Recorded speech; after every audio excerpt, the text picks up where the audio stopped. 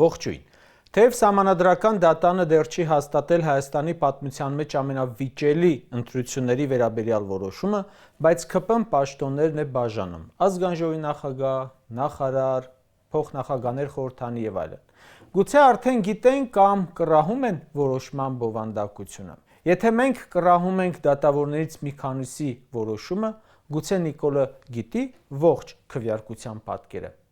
Տեսեք, ընտրություններից առաջ բարձրացնելով 600,000-ից ավելի անձանց թոշակը, բոլորին պարզ էր նպատակը։ Ընտրություններն են։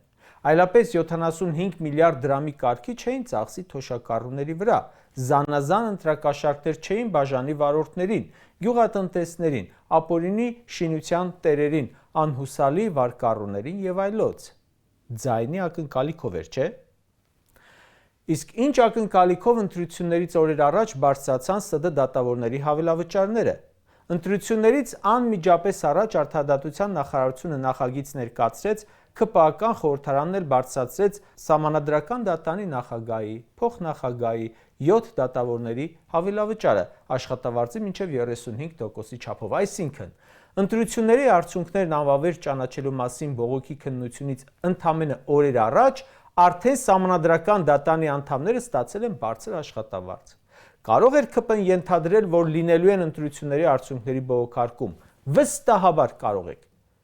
Կարող ենք սա դիտել որպես կաշառք։ Ընդ որում Սահմանադրական դատանում, երբ քննարկում են ընտրության արդյունքներն անվավեր ճանաչելը, ՔՊ-ի կողմից մասնակցում է հենց Արդարադատության նախարարը, որը խորհրդարանում զեկուցում էր դատավորների աշխատավարձի բարձրացումը։ Ահա ինչի վրա են գնում պետբյուջեի փողերը։ Չեմ պնդում, որ դատավորները կաշառվել են, փաստն եմ արձանագրում։ Ձեզանից մեծ մասի ամսական եկամուտը 150-ից 200,000 դրամի սահմաններում է ժողովուրդ։ Տարեկան կազմում է 1,800,000-ից մինչև 2,400,000 դրամ։ Տարեկան։ Պատկերացրեք, որ միայն Սահմանադրական դատանի նախագահը ստանալու է 7,7 միլիոն դրամ ավել փող աշխատավարձից առանձին։ Նրա տեղակալը 5,8 միլիոն դրամ ավել փող, դատավորները 4,7 միլիոն դրամ։ Այսինքն, սրանց միայն հավելավճարը ձեր տարեկան եկամտից կրկնակի, անգամ եռակի ավելի է։ Սահմանադրական դատանի նախագահի միայն ավելացված հավելավճարը թոշակառուի 14 տարվա թոշակն է։ Սահմանադրական դատանի դատավորի միայն տարեկան հավելավճարը ուսուցչի 6 տարվա աշխատավարձն է։ Ուսուցչի աշխատավարձը բարձրացնել պետք չէ, նրա ձայնը կարող են եւ կեղծել, չհաշվել, դնել ՔՊ-ի ձայների վրա։ Կարևորը այս ՍԴ դատավորների աշխատավարձը բարձրացնելն է, որտեղ նրանցից ակնկալիք ունեն, նրանք պետք է այս կեղծիքները չտեսնելու տան, ըստ ՔՊ-ի։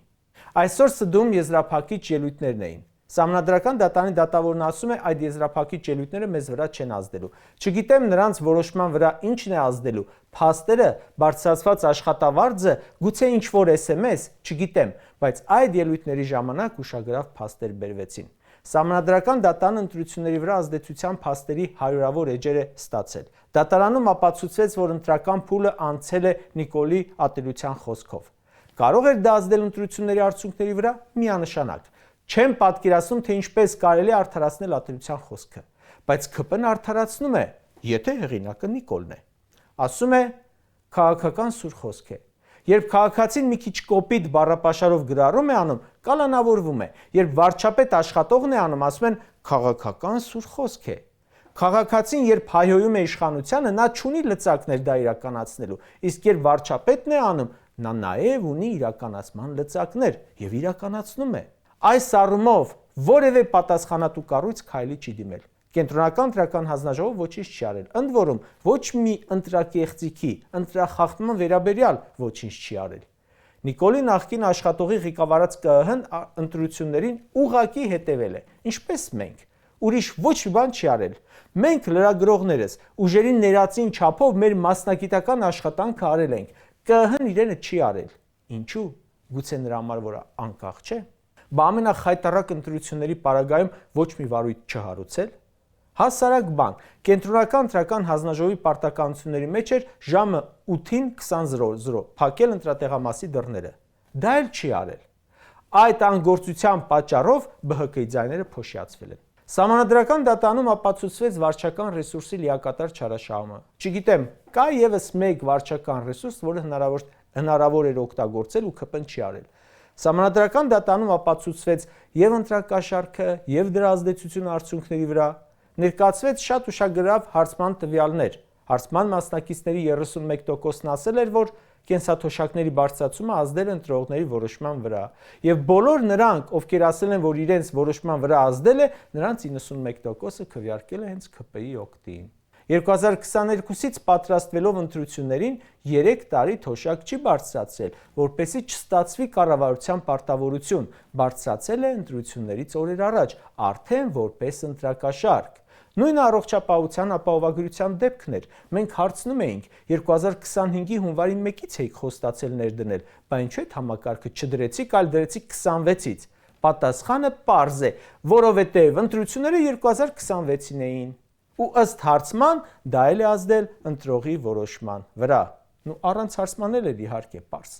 Սահմանադրական դատանում ապացուցվեց, որ մոնտաժված, կեղծ, չհիմնավորված հաղորդագրությունները իբր ընդդիմության ընտրակաշառքների մասին սև PR-ի նպատակով է եղել ու ազդել է ընտրության արդյունքների վրա։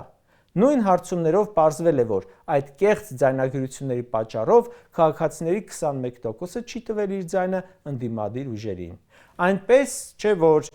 ԿՊ-ն բոլոր ձայները տարել է, ուղղակի վերցնելով ուրիշների քվեարկությունները, ԿՎՆ-ները եւ դնելով իր վրա, ինչպես արեց ԲՀԿ-ի պարագայում։ Դա էլ են արել, սև PR-ել են արել, ընտրակաշառքել են արել։ Հարցնում ենք, ինչու ԿՊ-ին չեն գաղտնալսել։ Արդարադատության ԿՊ-ական նախարարն ասում է, գուցե գաղտնալսել են, բայց հանցավոր երևույթի չեն բախվել։ Մենք էլ ասում ենք անհնար է, իսկ գուցե բախվել են հանցավոր երևույթի, բայց իմանալով, որ ԿՊ-ի մասին է, շառից փորձանքից հեռու ջնջել են գաղտնալսումը։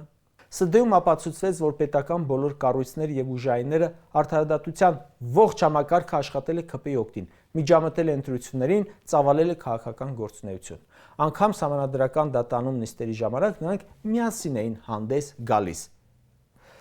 Դատավարության ընթացքում ապացուցվեց, որ ԿՊ-ն ծախսերի մի մասն արել է պետբյուջեի հաշվին։ Հիմնադրամում իր ծախսերը խիստ ոչ արժանավահավատ են, ինչը հիմք էր ընտրություններից դուրս թողելու համար։ Բայց ելի դրսևորվել է անգործություն։ Ընդ որում նաև այստեղ է եղել անհավասար պայմաններ մասնակիցների համար, որտեղ ԿՊ-ն պետբյուջեով ընտրակաշառք է տվել, մյուս ուժերը չեն ունեցել հնարավորություն պետական բյուջեն տնօրինելու։ Ողջ պետական ռեսուրսը փաստորեն ծախսվել է մեկ ուժի վրա, որովհետև նա ասել է, որ պետությունը ինքն է, կառավարությունը ինքն է։ Այս ամենի պատճառն այն է, որ կրկնում եմ, չեն եղել անկախ ոչ կենտրոնական ընտրական հանձնաժողովը, որի ղեկավարը Նիկոլի աշխատողներ, ոչ դատախազությունը, որի ղեկավարը Նիկոլի աշխատողներ, ոչ քննչականը, ոչ հակակոռուպցիոնն ու դատավորները եւ մյուս սահմանադրությամբ անկախ մարմինները։ Իսկ սահմանադրական դատարանը անկախ է։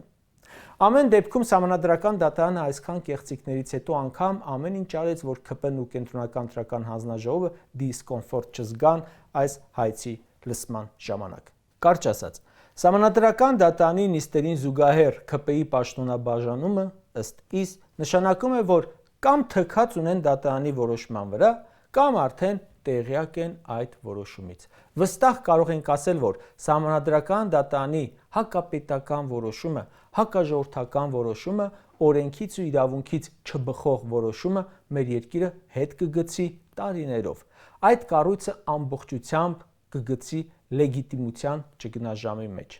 որ ընտրության արդյունքները ոչ լեգիտիմ են, կասկած չկա։ Այդ դեպքում այդ արդյունքները վավերացնողները ովքեր են լինելու։ Սարսափելի է լինելու, եթե մեր երկիրը եւս 5 տարի փորձի ղեկավարել մի թիմ, մի մարդ, որը չի ստացել դրա համար ժողովրդի հավանությունը, մանդատը։